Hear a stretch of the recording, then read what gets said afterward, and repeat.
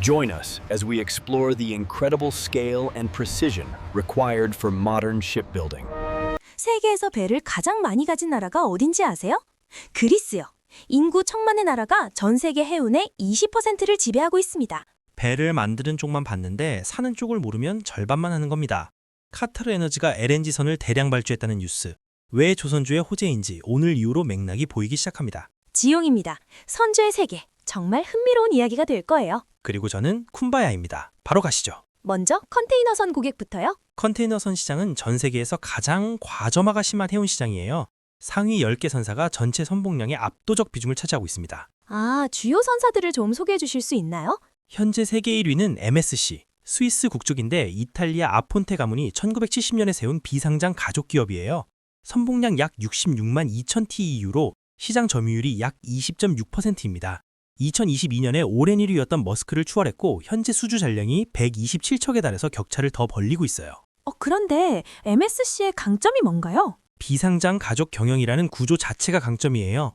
주주의 눈치를 안 보니까 의사결정이 빠르고 장기적인 안목으로 선대를 확충할 수 있거든요. 상장사라면 단기 실적 압박에 이런 공격적인 투자를 하기 어렵습니다. 2위 머스크는요? 머스크는 좀 다른 전략일 것 같은데? 머스크 1904년 설립된 덴마크 해운사로 약 14.6% 점유율이에요. 20년 넘게 부동의 1위였다가 MSC에 밀렸는데 흥미로운 건 머스크가 선봉량 경쟁을 포기했다는 거예요. 대신 종합물류 인터그레이터로 변신하겠다는 전략을 세웠습니다. 2040년 넷제로 목표를 내걸고 메탄올 추진 컨테이너선을 업계 최초로 도입했고 2025년에는 제미니 협력이라는 새로운 파트너십을 출범시켜서 정시 운항률 90% 이상을 목표로 하고 있어요. 아, 선봉량 대신 서비스 품질로 승부하겠다는 거군요. 시청자분들도 이 포인트 기억해 두세요.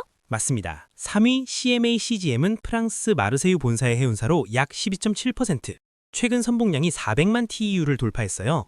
이 회사의 특징은 AI 기반 물류 플랫폼을 활용한 기술 혁신이에요. 해상뿐만 아니라 항공, 육상 물류까지 통합하는 전략을 추진 중입니다. 4위는요? 여기서 중국이 나올 것 같은 예감이 있는데요. 중국의 코스코 약 10.8%, 중국 국영해운사인데 단순한 선사를 넘어서 1대1로 전략의 실행 주체예요. 전 세계 항만 터미널에 인터그레이션하면서 물류 네트워크를 장악하고 있습니다. 그 아래로 독일의 하파그라이드, 일본의 오원엔, 대만의 에버그린이 있고요. 한국의 HMM이 약 2.5%로 8위입니다. 그런데 이 시장에서 최근 주목할 트렌드가 있다면요? 친환경 연료 선박 발주에 집중하여요. 상위 50개사가 전 세계 대체 연료 선박 발주의 약 70%를 차지하고 있어요. 메탄올, LNG, 암모니아 추진 선박을 발주할 수 있는 자본력이 대형사에 집중되어 있기 때문에 중소선사와의 기술 격차가 점점 벌어지고 있습니다. 벌크선은 컨테이너와 시장 구조가 다르다면서요? 완전히 달라요. 벌크선 시장은 전 세계에 약 1,700개 이상의 선주사가 산재해 있는 파편화된 구조예요. 컨테이너 시장의 과정과는 정반대죠. 그래도 큰 회사들이 있을 거 아니에요. 근데 대표적인 게 스타벌크 캐리어스예요. 미국에 상장된 세계 최대급 벌크 선사인데 약 150척에 달하는 선대와 1,470만 TWT의 운송 능력을 보유하고 있어요. 스타벌크의 전략이 특이하다면서요? 재미있는 전략이 있어요. 스크러버 아비트리지라는 건데요. 선대의 97%의 배기가스 세정장치, 스크러버를 장착해서 비싼 저유황유 대신 싼 고유황유를 쓸 수 있게 한 거예요. 고유황유와 저유황유의 가격 차이를 수익으로 전환하는 전략입니다. 연료비를 아끼면서 동시에 환경 규제를 충족하는 거죠. 아, 독일의 올덴도르프라는 회사도 중요하다면서요? 근데 올덴도르프는 장기 운송 계약과 유연한 선박 배치를 결합한 모델로 유명해요. 특히 중동 지역에서 강한 입지를 가지고 있고 자체 하역 장치를 갖춘 특수 벌크선을 운용합니다. 그리고 발레 같은 화주가 직접 배를 소유하는 경우도 일부에서 말씀드렸죠. 좋아요. 컨테이너는 소수 대형사의 과점, 벌크는 1,700개 이상의 선주가 산재한 분산시장. 같은 해운인데 구조가 이렇게 다르군요. 자, 컨테이너선과 벌크선 쪽은 알았고요. 유조선 시장은 분위기가 다를 것 같은데? 유조선 시장은 지금 두 가지 거대한 변수가 작동하고 있어요. 선대 노후화와 지정학적 리스크. 현재 전 세계 탱커 선대의 약 17%가 21년 이상의 노후 선박이에요. 이 비율이 2029년까지 2배로 늘어날 전망입니다. 아, 그러면 교체 수요가 구조적으로 존재하는 거네요. 이런 맥락을 모르면 보고서가 안 읽히란 거였어요. 맞습니다. 그리고 이 시장을 이야기할 때 빠질 수 없는 인물이 있어요. 존 프레드릭센.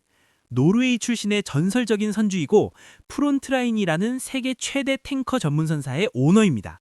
어떤 점에서 전설적인가요? 이 사람은 해운 사이클을 읽는 능력이 탁월해요. 불황 때 남들이 팔 때 사고, 호황 때 남들이 살 때 팝니다. 가장 최근 사례가 2026년 1월에 발표한 20억 달러 규모의 선대 교체예요. 20억 달러면 약 2조 7천억 원인데 어떤 내용인가요? 2015년, 2016년에 건조된 1세대 에코 VLCC 8척을 매각하는 동시에 중국 조선소에서 건조 중인 최신형 스크러버 장착 에코 VLCC 9척의 건조 계약을 인수한 거예요. 이걸 전략적 스왑이라고 하는데 오래된 배를 팔아서 새 배를 확보하는 거죠.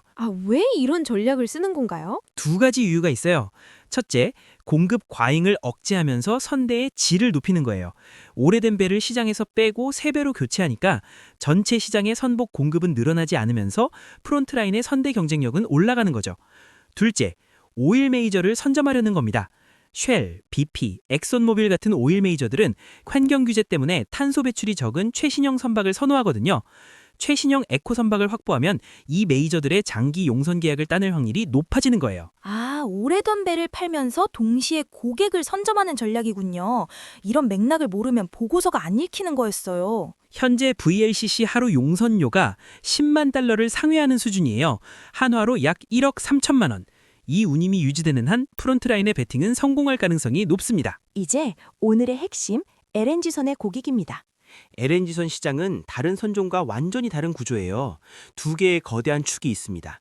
국가 주도의 카타르 에너지와 민간 주도의 미국 체니에르 에너지. 카타르, 이건 LNG선이랑 직결되는 거죠? 일부에서 다뤘던 23조 원 규모. 카타르 에너지는 세계 최대 LNG 수출국인 카타르의 국영 에너지 기업이에요. 지금 노스필드 익스펜션이라는 사상 최대 프로젝트를 진행 중인데 LNG 연간 생산량을 77 MTPA에서 126 MTPA로 거의 2배 가까이 늘리는 거예요. 목표 시점이 2027년입니다. 생산량이 2배면 나를 배도 2배. 이래서 카타르 NFA 뉴스가 뜰 때마다 조선주가 들썩이는 거구나. 이제 맥락이 보여요. 바로 그거예요. 카타르 에너지는 이 프로젝트를 위해 150개 이상의 LNG선 슬롯을 확보했습니다. 한국조선 3사에 약 23조 원 규모의 슬롯 계약을 체결한 것은 이미 알려진 사실이고요. 자, 그런데 최근에 중국에도 발주했다면서요? 네, 흥미로운 움직임이에요. 카타르 에너지가 중국 후동 중화조선소에 27만 1000 입방미터급 초대형 LNG선 QC-MAX 24척을 발주했습니다. QC-MAX는 기존 표준형 17만 4천 입방미터보다 훨씬 큰 카타르 전용 규격의 초대형 선박이에요. 한국 조선소 입장에선 신경 쓰이겠다. 큰 고객이 자체 조선소를 가지게 된다는 건 언젠가 주문이 줄 수 있다는 뜻이니까. 맞습니다. 다만 QC-MAX는 카타르의 특수 터미널에 맞춘 규격이고 기존 17만 4천 입방미터급 표준 LNG선 시장에서는 여전히 한국이 압도적이에요. 이 경쟁 구도는 7편 글로벌 편에서 자세히 다루겠습니다. 체니에르는요? 미국 셰일가스 준비죠? 체니에르 에너지는 미국 최대 LNG 수출 업체예요. 미국 텍사스와 루이지애나의 LNG 수출 터미널을 보유하고 있고 2030년대 중반까지 연간 생산량이 100 MTPA 이상을 목표로 하고 있어요. 자, 그러면 체니에르의 선박 확보 방식은 카타르와 다르다면서요? 네, 카타르가 직접 소유하는 전략이라면 체니에르는 전문 선주와의 장기 용선 파트너십을 선호해요. 2026년 2월에 일본 NYK와 오션일드의 합작법인에 20만 입방미터급 최신형 LNG선 8척을 장기 용선하는 계약을 체결했습니다. 이 선박들은 메탄 배출을 50% 줄인 최신 엔진을 탑재하고 있어요. 좋아요. 카타르는 직접 소유, 체니에르는 용선 파트너십. 같은 LNG 시장인데 접근 방식이 다르군요. 그리고 이 두 거인의 공통점이 있어요. LNG선 발주는 장기 프로젝트와 연동되기 때문에 한 번 계약이 성사되면 수십 척 단위로 움직입니다. 그래서 LNG선 수주 하나가 조선소 몇 년치 일감에 해당해요. 그런데 이제 국적별 선주 특성을 살펴볼 건데 나라마다 투자 스타일이 상당히 다르다면서요? 네, 이게 꽤 재밌어요. 먼저 그리스 선주. 그리스는 인구 1,100만의 작은 나라인데 전 세계 화물선 선대의 약 19%를 그리스 선주들이 소유하고 있어요. 와, 세계 선대의 5분의 1을 그리스가 갖고 있다고요? 네, 수천 년 전부터 해양민족이었잖아요. 그리스 선주들의 핵심 역량은 아셋 플레이예요. 시장 저점에서 노후선을 헐값에 매입하거나 저가의 신조를 발주하고 호황기에 비싸게 매각해서 차익을 실현하는 전략입니다. 해운판의 부동산 투자 같은 느낌이네요. 시청자분들도 이 포인트 기억해 두세요. 좋은 비유예요. 그리고 최근 데이터가 인상적인데 2025년 기준 그리스 선주들이 전 세계 신조 발주의 약 3분의 1을 차지하고 있고 359척의 수주 잔량을 보유하고 있어요. 특히 환경 규제에 맞춰 탱커와 벌크 부문의 에코 선박 교체에 매우 적극적입니다. 오, 결국 그러니까 그래서 그리스 선주가 움직이면 시장이 바뀐다는 말이 나오는 거군요. 맞습니다. 다음은 일본 선주. 일본은 그리스와 정반대 스타일이에요. 자산 가치 기준 세계 1위의 선주국입니다. 2024년 기준 약 2,063억 달러, 한화로 약 280조 원. 아, 280조 원이면 어마어마한 규모네요. 저도 이 부분에서 퍼즐이 맞춰졌어요. 일본 선주들의 특징은 자국 화주와의 긴밀한 장기 계약이에요. 일본 철강사, 자동차 회사, 에너지 기업들과 장기적으로 결속되어 있어서 시장 변동에 흔들리지 않는 안정적인 수익 구조를 가지고 있어요. 특히 주목할 점이 두 가지 있는데, 첫째, LNG와 LPG 운반선 자산 가치에서 세계 1위예요. LNG선만 약 378억 달러.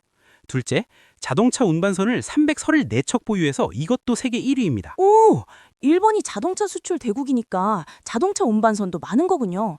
저도 이 부분에서 퍼즐이 맞춰졌어요. 네. 그리고 일본 선주들은 신조 발주 시 자국 조선소와의 파트너십을 우선시하는 경향이 있어요. 이마바리, 오시마 같은 일본 조선소에 먼저 발주하되 LNG선처럼 자국에서 못 만드는 배는 한국에 옵니다. 중국은요? 중국은 뭔가 국가 주도일 것 같은데. 중국은 척수 기준으로 이미 세계 최대예요. 코스코 같은 국영선사가 주축이고 중국의 특이한 점은 금융리싱사의 역할이 매우 크다는 거예요. 금융 리스사요? 은행이 배를 사요? 이건 좀 의외인데. ICBC, 비콤 같은 대형 국영은행 계열의 리싱 회사들이 선박의 넘목상의 소유주가 되어서 전 세계 해운 자산에 자본을 공급해요. 형식적으로는 은행이 배를 사서 해운사에 빌려주는 건데 실질적으로는 중국 자본이 글로벌 해운에 침투하는 통로 역할을 합니다. 특히 최근에는 카타르 LNG 프로젝트에서 중국 은행이 자금을 대고 중국 조선소가 배를 짓고 중국 선사가 운송하는 수직 계열화 모델이 강화되고 있어요. 아, 그러니까 핵심은 국가 차원의 전력적 접근이군요. 이런 맥락을 모르면 보고서가 안 읽히는 거였어요. 한국 선주도 빠뜨릴 수 없죠. 한국은 세계 6위의 선주국이에요. 그럼 주요 한국 선주사들은 어떤가요? 페노션이 최근 가장 돋보이는 변화를 보여주고 있어요. 원래 드라이벌크 편중이었는데 LNG선과 탱커 비중을 대폭 확대했습니다. 2025년 기준으로 LNG와 탱커 부문의 영업이익이 벌크를 역전했어요. 아, 사업 다각화에 성공한 거네요. 이거 알고 나니까 뉴스가 다르게 보여요. 네, 현대글로비스는 현대차 기아 물량 외 중국 완성차 등 비계열 물량 비중을 50% 이상으로 확대하면서 글로벌 자동차 물류 기업으로 진화하고 있고요. HMM은 컨테이너 시황 악화로 실적 압박을 받고 있는 상황입니다. 마지막으로 중동선주, 카타르 에너지는 이미 4장에서 다뤘고요. 중동선주들의 최근 특징은 에너지 운송을 넘어 물류 패권으로의 확장이에요. 사우디의 ACWA 파워는 중국 기업들과 협력해 500억 달러 규모의 재생에너지 자산을 구축하고 있고 UAE는 마스다르를 통해 글로벌 에너지 전환 시장의 큰 선으로 자리 잡았습니다. 아, 석유 시대의 돈으로 포스트 석유 시대를 준비하는 거군요. 시청자분들도 이 포인트 기억해 두세요. 아, 이제 가장 중요한 연결고리를 짚어볼게요. 해운 사이클이라는 걸 자세히 풀어주실 수 있나요? 해운 사이클은 4단계로 구성됩니다. 첫째, 확장기. 물동량이 늘고 운임이 오르고 선가가 반등하기 시작해요. 선유들이 낙관적으로 변하면서 신조 발주가 급증합니다. 그 다음은요? 이것도 투자에 직결되는 건가요? 둘째, 정점. 선복 공급이 부족해지고 운임이 폭등합니다. 조선소 슬롯이 부족해서 세배를 주문해도 3년 뒤에나 받을 수 있으니까 선주들은 바로 쓸 수 있는 중고선을 높은 가격에 사기도 해요. 중고선가가 신조선가보다 비싸지는 역전 현상까지 일어납니다. 아, 중고차가 신차보다 비싼 거네요. 시청자분들도 이 포인트 기억해 두세요. 맞아요. 셋째, 수축기. 확장기와 정점기에 주문한 배들이 2, 3년 후에 한꺼번에 인도되면서 공급 과잉이 시작돼요. 운임이 하락하기 시작하고 기존에 발주한 배의 인도를 늦춰달라는 요청이 나옵니다. 넷째, 저점.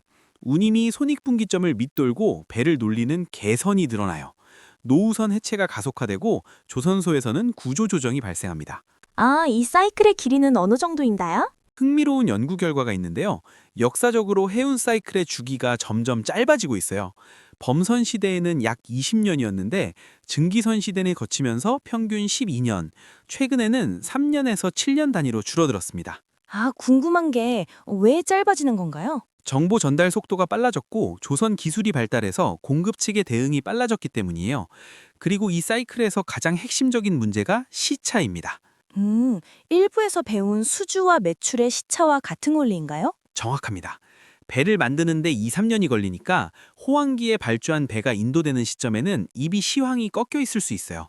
그리고 이 효과가 비대칭적이에요. 확장기에는 장기적으로 필요한 것 이상의 과잉 투자가 일어나고 둔화기에는 거대한 고정비를 가진 조선소가 생산량을 즉각 줄이지 못해서 공급 과잉이 장기화됩니다. 올라갈 때는 과잉 투자가, 내려갈 때는 과잉 공급이 양쪽 다 극단으로 가는 구조군요. 그래서 조선업이 호황에 바짝 벌고 불황에 버티는 산업이라 불리는 거예요. 이 사이클에 어디에 있느냐를 파악하는 게 조선업 투자의 핵심입니다. 자, 오늘 선주의 세계를 탐험했는데요. 핵심만 세 줄로 추릴게요. 컨테이너선은 MSC, 머스크, CMA, CGM 등 소수 대형사가 과점하는 시장. 벌크선은 1,700개 이상의 선주가 분산된 시장. 유조선은 프론트라인처럼 사이클을 읽는 전략적 플레이어가 주도. LNG선은 카타르 에너지와 체니에르라는 두 거인이 프로젝트 기반으로 대규모 발주.